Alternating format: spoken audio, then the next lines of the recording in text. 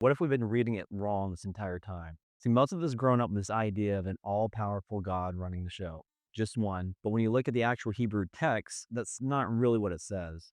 The word that keeps getting translated as God isn't singular at all.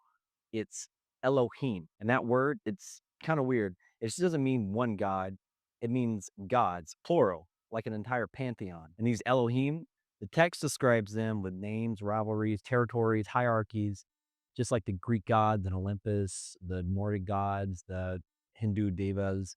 Maybe they're all the same being told through different cultural lenses. What if the Elohim weren't just some poetic way to talk about divinity, but actual flesh and blood entities?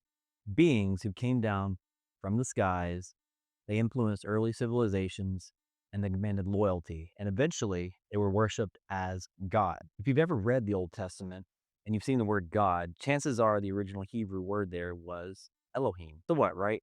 Of course, it wasn't God. They didn't speak English. But here's the thing, Elohim probably doesn't mean what you think it means. And once you read the Bible with that in mind, once you realize you might not be looking at one divine being, but a council of sky beings, a whole lot of those confusing and honestly bizarre passages suddenly start to make a whole lot more sense. Somewhere along the way, humanity came to basically a fork in the road. And instead of heading towards truth, we wandered off just a little bit at first,